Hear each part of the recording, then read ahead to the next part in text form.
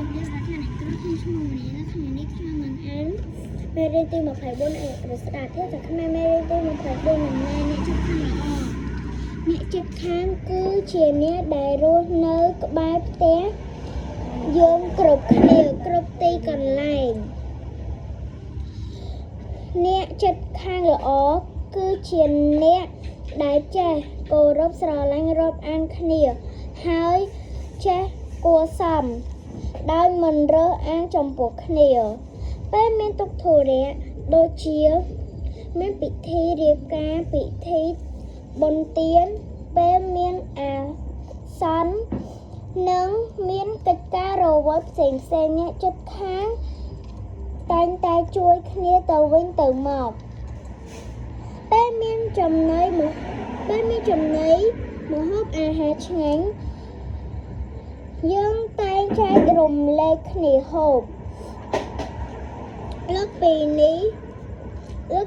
ទៀតអ្នកជិតខាងល្អមានរបៀបអាកប្បកិរិយាសុភាពរាបសារនិងចេះនឹងមានសម្ដីទន់ភ្លន់ដោយមិនបោះបោកដល់គ្នាដែលនាំឲ្យការចំនួន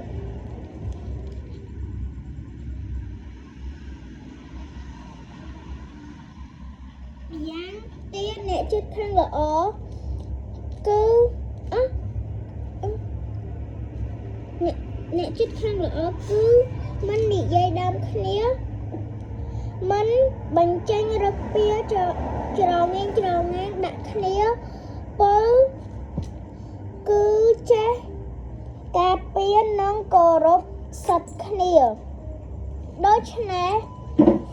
យើងនឹងរួមរស់ជាមួយគ្នាក្នុងសហគមន៍មួយប្រកបដោយសុខ